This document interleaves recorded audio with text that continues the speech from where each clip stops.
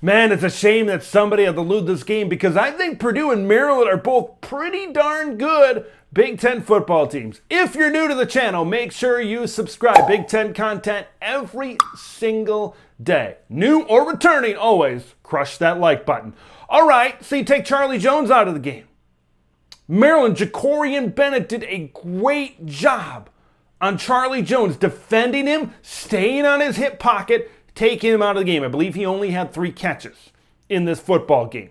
Maryland had a good defensive game plan. They executed a good defensive game plan. Right, they got into the backfield, took advantage of some Purdue injuries and some shuffling on their offensive line at the tackle positions for the Boilermakers. I believe they got in for 5 sacks, something like 5 sacks, 7 tackles for loss.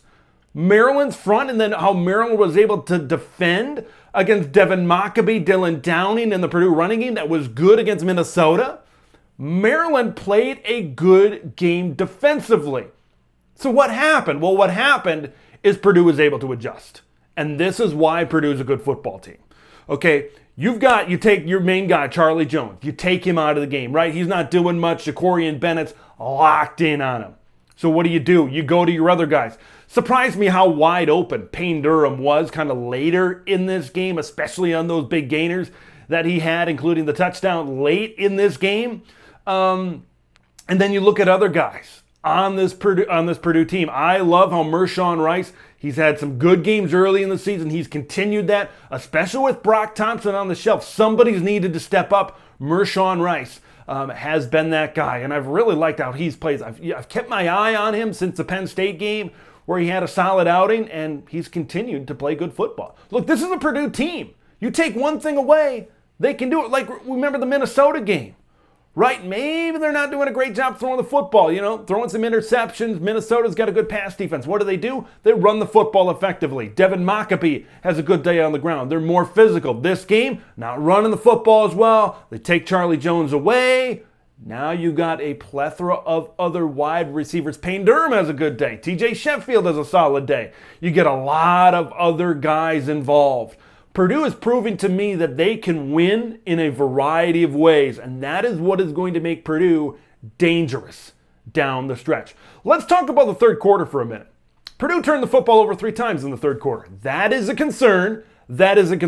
Because Maryland, although they forced 3 turnovers in the third quarter, they couldn't turn any of those drives into points.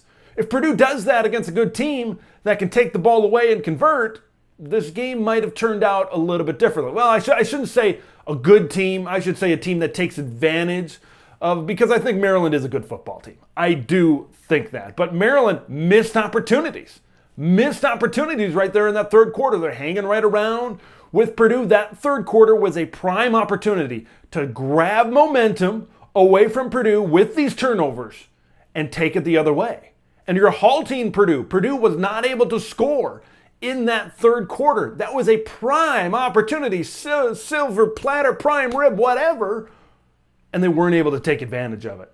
And that should be a concern for Maryland, especially a Maryland team that can move the football down the field. So that's kind of a little bit concerning for Maryland right now. And I think that's kind of where the game flipped for me, is when Purdue's defense was able to step up.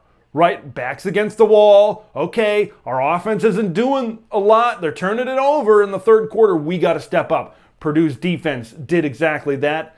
And look, Purdue's defense is playing solid. Like, they're playing decent football right now. Look, Purdue's defense is not going to be in Illinois. They're not going to be in Iowa.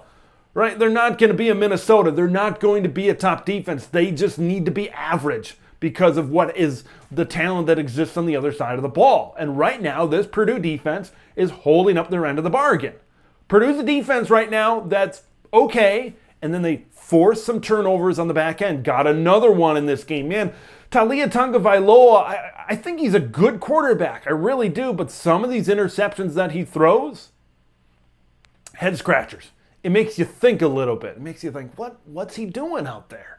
So, speaking of Maryland, a lot of weapons on that offense. Corey Dyches is one that's really stepped up and really been big for me.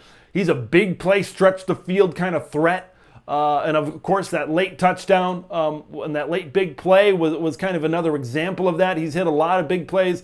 A lot of good talent. A lot of good talent on this Maryland wide receiving core. It's amazing, really, how much Corey Dyches has stepped up when you got the likes of Dante Demas or Kim Jarrett, Jacob Copeland, Deshaun Jones, all these guys. Corey Dyches has maybe been their big play guy that can really stretch the field.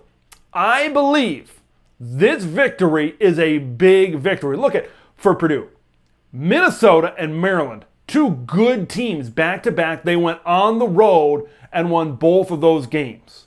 I talked about Nebraska. There's something to be said with winning close games. Nebraska beat not good teams. That's a totally different thing. Purdue's beating good teams on the road. Like, they're beating Minnesota on the road. They're beating Maryland on the road, and they're beating them in different ways. They take away one thing, let's go to this. They take away another thing, let's go to that.